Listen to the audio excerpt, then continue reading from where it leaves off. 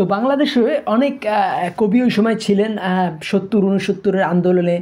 এই বদরুদ্দীন উমর ছিলেন, ঠিক আছে? তারপরে এই সিরাজুল ইসলাম চৌধুরী ছিলেন এবং তারা কিন্তু এইভাবে মানে এই জিনিসগুলো ফুটে তুলতে পারেনি। এই কবিতাগুলো এইভাবে দুই পক্ষই থাকতে হবে, শুধু স্বাধীনতা বিপক্ষে বা স্বাধীনতার পক্ষে এরকম না। এই যে আমরা যখন ৭১-এ যখন আমরা এখন আমরা বাংলাদেশের তুলনা করি এবং চৌরিচৌরা ইনসিডেন্টের সাথে তুলনা করি। চৌরিচৌরাতে হলো কি যে এই কবিতা লেখার কিছুদিনের মধ্যেই কিন্তু তখন বিরাট একটা আন্দোলন চলছিল, খিলাফত আন্দোলন। এইখানে কিন্তু মানে কতগুলো পুলিশকে পুড়িয়ে মারলো। কে মারলো? এই প্রায় ২০-২৫ জন পুলিশকে পুড়িয়ে মেরেছিল চৌরিচৌরা নামে একটা জায়গায়। ইন্ডিয়ানরা পুলিশদেরকে পুড়িয়ে মেরেছিল। তাহলে এখন এই পুলিশদেরকে পুড়িয়ে মারার পরে কি বাংলাদেশ এই ইন্ডিয়া হিন্দুস্তান স্বাধীন হয়ে যাবে? তা তো হবে না, কারণ এই সমস্ত হিন্দুস্তানি সিপাহীদেরকে তারা ইউনাইটেড করতে পারেনি এরা, মহাত্মা গান্ধী। তাহলে এই মহাত্মা গান্ধীর এই মহাত্মা গান্ধী আন্দোলনটা প্রত্যাহার করলেন গোটা ভারতের বিপক্ষে। গোটা ভারতের সমস্ত মানুষজন হতাশ হয়ে গেলেন, কিন্তু তারপরও এই আন্দোলনটা ফেরত আনা দরকার ছিল, কারণ এই যারা এই গুলি চালাইছিল আন্দোলনকারীদের, সেই সব ইন্ডিয়ান সিপাহীদেরকে একত্র করতে পারেননি মহাত্মা গান্ধী তখনও। আর যদি তাও পারেন, যদি ইন্ডিয়ানদেরকে তাও তিনি একত্র করতে পারেন, তারপরও কিন্তু ইন্ডিয়ানদের ওই প্রযুক্তি ছিল না সরাসরি। মানে এই জিনিসটা আমাদের বুঝতে হবে যে ভারতের যে সাম্রাজ্য, ইম্পেরিয়ালিজম, ব্রিটিশের যে সাম্রাজ্য, সেটা কিন্তু নীতির উপর প্রতিষ্ঠিত নয়, সেটা শক্তির উপর প্রতিষ্ঠিত। যে কোনো সাম্রাজ্যের নীতি থাকে ভিতরে, বাইরে থাকে শক্তি। তাই শক্তিটাকে তো মোকাবেলা করার মতো শক্তি কিন্তু ভারতবাসী আসেনি। এই যে একটা কথা বলতেছে যে এই কবিতাটায় খেয়াল করেন, এই যে মহাত্মা গান্ধী বা গান্ধী নামে যে কবিতাটা, যে এই সাম্রাজ্য তো কোমল গোলাপ পাপড়ির মতো পলকা নয় যে পূর্বী বাতাস থেকে উড়িয়ে নিয়ে যাবে ফুলবাগ থেকে। একদিকে ক্ষোভের গর্জনে ধারে, আর ওদিকে সজ্জা। তারপরে কি ঝড়ের আওয়াজের মধ্যে তোতা পাখির আর্জি পৌঁছবে কোথায়? তাহলে এই যে ঝড়ের মতো যে মানে ঘাড়াং ঘুড়ুং খালি প্লেন, আর এই নাম কি বলে ট্যাঙ্ক, আর ইউবোট, আর ট্যাঙ্ক কিন্তু প্রথম বিশ্বযুদ্ধের শেষ দিকে ব্রিটিশ কর্তৃক আবিষ্কৃত। কাজেই এই ট্যাঙ্ক যখন আসবে, তারপরে এইগুলা যখন আসবে, এই যে এরোপ্লেনগুলো আসবে, তারপরে জেপেলিনগুলো আসবে, তারপরে এইগুলো আসবে, এই যে নাম ডুবোজাহাজগুলো, ব্রিটিশ ডুবোজাহাজ, ডেস্ট্রয়ার, তখন এই মানুষগুলোর সামনে লক্ষ লক্ষ ইন্ডিয়ানদেরকে, যাদের হাতে না আছে অস্ত্র, না আছে, এটা কি ছেড়ে দেওয়া? এই তারপরে তো এরকমই ঠিক ঘটনা ঘটেছিল 1857 সালে। ভারতবাসী তার সমগ্র শক্তি দিয়া বাহাদুর শাহ জাফরকে চেষ্টা করেছিল, কিন্তু পারে নাই। তো কাজেই সেই মানে বিশ্বযুদ্ধ শুরু হওয়ায় যে ব্রিটিশ শক্তি যাতে নিঃশেষ না হয়ে যায়, সেইটার জন্য ওয়েট করতে হচ্ছিল। প্রথম বিশ্বযুদ্ধ কিন্তু তখন হয়ে গেছে। তারা দেখেছে যে জার্মানরা এই কুকুরকে মুগুর দিতে হবে, ব্রিটিশদেরকে জার্মান মুগুরই তাদের জন্য দরকার। তাহলে কাজেই আবার জার্মানরা যে উঠে আসবে সেটা তো জানা কথাই। তো কাজেই জার্মান ফিলোসফি মহাত্মা গান্ধীও পড়েছিলেন, ইকবালও পড়েছিলেন, কিন্তু আমাদের শেখ মুজিব পড়েছিলেন জার্মান ফিলোসফি। আমাদের এই নাম কি বলে রেহমান সুবহান, যে এই 6 দফা দাবি করেছেন, তিনি জার্মান ফিলোসফি পড়েছিলেন।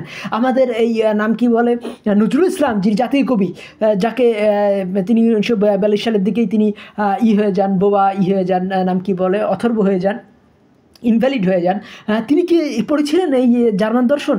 তাইলে এই জিনিসটাই তো বুঝতে হবে যে ইকবালের যে পড়াশোনা, সেই পড়াশোনার আমাদের জসিমউদ্দিন পড়েন নাই, এই কাজী আব্দুল ওয়াদুদ পড়েন নাই, কাজী মোতার হোসেন পড়েন নাই, মোতার হোসেন চৌধুরী পড়েন নাই। হ্যাঁ, তো ইকবালের মতো পড়াশোনা কারোই ছিল না, কেউই জার্মান দর্শন বুঝতো না। তাহলে এই যে একটা মূর্খ জাতিকে একটা মানে দেখা যাচ্ছে ৭১-এ আমরা যে একেবারে মানে সহস্র বিপ্লবের মধ্যে ঝাঁপিয়ে পড়া হলো, তাতে লক্ষ লক্ষ মানুষ মারা গেলেন। কেউ বলে 3 লাখ, কেউ বলে 30 লাখ। কিন্তু যদি 3 লাখ মানুষও মারা যায়, সেইটা কি কম? তাহলে এই 3 লাখ, আমার নিজের আপন বড় মামা ৭১-এ মারা গেছিলেন, তাকে ধরে নিয়ে গিয়ে মেরে ফেলা হয়েছিল। তিনি কমিউনিস্ট পার্টি করতেন, তিনি ইন্টার্নি ডাক্তার ছিলেন, ডাক্তারি পাশ করেছিলেন, ইন্টার্নি করতেছিলেন। তাহলে এইরকম কত আমার মায়ের পরিবার যে কী পরিমাণ সাফার করেছিল ওই সময় ৭১-এ এই ধরনের হত্যার ফলে, এই যাদেরকে ধরে নিয়ে যেয়ে মারা ফেলা হয়েছে, তা এই দায় কে নেবে? তাহলে এই জিনিসটা আমাদের বুঝতে হবে যে একজন ডাক্তার তৈরি করতে, একজন ইঞ্জিনিয়ার তৈরি করতে পরিবারের কি সুপ্রিম স্যাক্রিফাইস করতে হয়। কিন্তু এই যে নাম কি বলে ৭১ যে যুদ্ধটা করা হলো, তো সেখানে দেখা গেলো একটা ট্যাঙ্ক আমরা মুভ করাতে পারিনি, একটা এরোপ্লেন আমরা মুভ করাতে পারিনি, একটা শিপ আমরা মুভ করাতে পারিনি পাকিস্তানের। তাহলে পাকিস্তানের এই যে আমাদের একটু প্রস্তুতি, যেমন এই জ্যোৎস্না জননী গল্পে কিন্তু এই প্রশ্নটা করেছিলেন। এই প্রশ্নটা কে করেছিলেন? এই প্রশ্নটা করেছিলেন হুমায়ুন আহমেদ, যে এই যখন 25শে মার্চে আলোচনা শেষ হলো, 25শে মার্চের আলোচনা চলছে, তখন জিজ্ঞেস করছে আলোচনার সম্বন্ধে কী বলেন, বলছে যে আমি খারাপ কিছুর জন্য প্রস্তুত আছি, ভালো কিছু আশা করছি। তাহলে এই যে খারাপ কিছুর জন্য কোথায় প্রস্তুতি? তার কোনো প্রস্তুতিই ছিল না। কিন্তু এটা তো ডিক্লেয়ার্ড ছিল, পাকিস্তান আর্মি কিন্তু ডিক্লেয়ার্ড করেছিল যে এই যদি আলোচনায় ভালো কিছু না আসে তাহলে কিন্তু আমরা এই অ্যাকশানে যাব, এই পাকিস্তান আর্মি। তো পাকিস্তান আর্মি তো আলটিমেটলি অ্যাকশানে গেল, এবং মানে হাজার হাজার মানুষ মারা গেল শেষে। এবং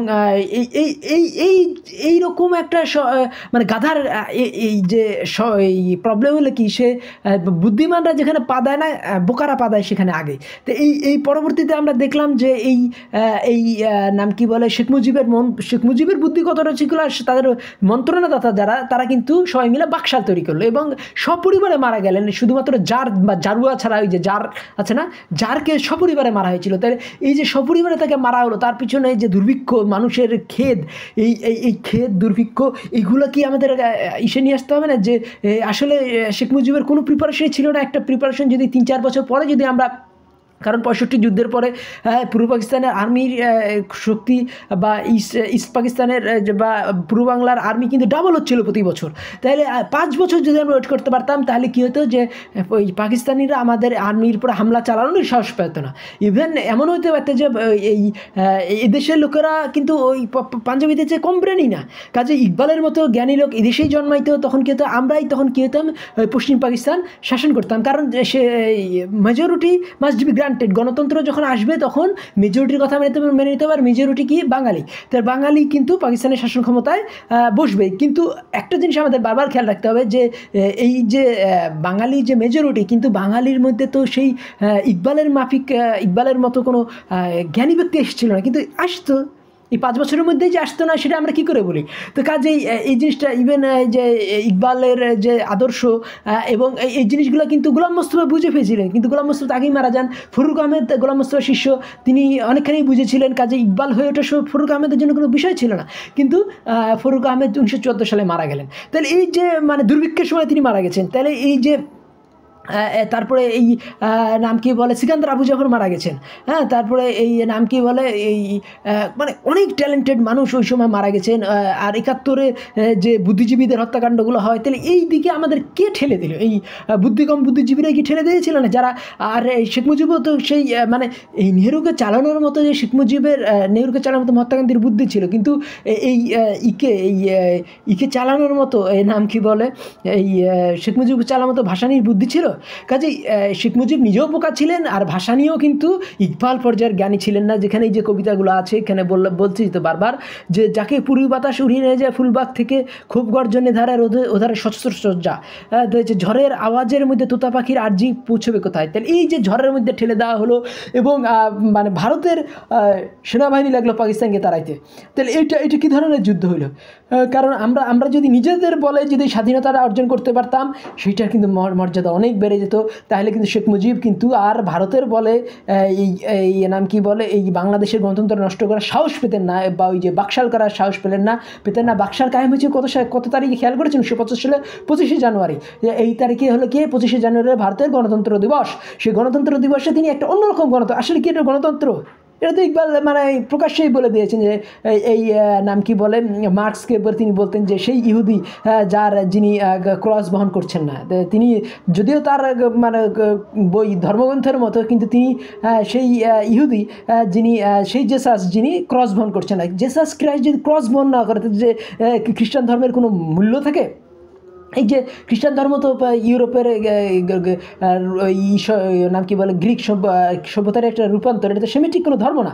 এবং এর ফলাফলটা কী হয়েছে, যে গ্রিক এবং রোমান সভ্যতাকেই তাকে সেটা ধ্বংস করেছে খ্রিস্টান ধর্ম। কিন্তু পরবর্তীতে ইসলামের সংস্পর্শে আইসা ওই যে এই ক্রস বহন করাটা, সেই কষ্ট করে করে করে করে খ্রিস্টানরা কী করলো, এই যে ট্যাঙ্ক, কামান, বন্দুকে, তারপরে এই যে নাম কি বলে অক্সিজেন, হাইড্রোজেন, নাইট্রোজেন, তারপরে আলো, ফোটন, গ্রাভিটি, তারপরে এই যে মানে অভিকর্ষ, মহাকর্ষ, সব এই যে এই ফটো ইলেকট্রিক এফেক্টে, তারপরে এই যে নাম কি বলে এই ফ্যারাডের থিওরিগুলা, চুম্বক তত্ত্ব, তারপরে ম্যাক্সওয়েলের তত্ত্বগুলা, তারপরে ইসের তত্ত্বগুলা, যে ম্যাক্স প্ল্যাঙ্কের তত্ত্বগুলা, শোডিঞ্জারের তত্ত্ব, তা এই যে গডেলস থিওরেম, তাহলে এই যে কত কত তত্ত্বগুলা, তারপরে এই যে রাসেলস প্যারাডক্স, সবগুলো কিন্তু ওয়েস্টার্ন আবিষ্কার করেছে সেই একটাই, যে ওই যে ইসলামের প্রভাব, আর তার সঙ্গে ওই যে ইটাকে নাম কি বলে ওই ক্রস বহন করা, কষ্ট করা। তাহলে কষ্ট করাটা তো যদি এই জিসাস যদি এই ক্রস বহন না করে, যেটা ওয়েস্টার্ন সভ্যতা এখন, সেই সভ্যতারা কোনো দাঁড়াতেই পারতো না। তাহলে এই জিনিসটা আমাদের বুঝতে হবে যে ওয়েস্টার্ন সভ্যতাটাকে মানে এই নাম কি বলে এই যেটা এই কমিউনিজম, সেটা এক ধরনের বিকৃত স্বৈরতন্ত্র হয়ে গেছে, যেখানে মানুষকে উন্নতির কোনো উৎসাহ নাই, উদ্দীপনা নাই। যা এই বার্ট্রান্ড রাসেল যখন এসে গেছিলেন না, এই যে নাম কি বলে রাশিয়াতে লেনিনের সাথে দেখা করলেন, তখন তিনি নাভি নদীর তীরে মানুষগুলা দেখে বললেন যে এই মানুষগুলার থেকে আমি গরু ছাগলের মধ্যে বসবাস করতে পারি, গরু ছাগলের মধ্যে কোনো হতাশা নাই, কিন্তু এই মানুষগুলোর মধ্যে কথা বলার অধিকার নাই, মানুষগুলো হতাশ, তারা কি খাবে কি পড়বে, যে বড় হওয়ার কোনো ইচ্ছা নাই। তাহলে এই যে এক ধরনের হতাশার পরিবেশ কমিউনিজম তৈরি করেছে, সেটা কি মানবতা? তাহলে এই জিনিসটা আমাদের খেয়াল রাখতে হবে যে বাংলাদেশের যারা কমিউনিস্ট, বাংলাদেশের যারা বাকশালী, তাদেরকে পথে আনতে গেলে ইকবালের মতো জ্ঞানী দরকার, যারা বার্ট্রান্ড রাসেলের সমস্ত বই পড়ে ফেলছে, যারা হেগেলের সমস্ত বই পড়ে ফেলছে, তারপরে এই যে গান্ধীর সাথে গান্ধীকে উৎসাহ দিয়া যে কবিতাগুলো লিখেছিলেন আল্লামা ইকবাল, সেটাও পড়েছে।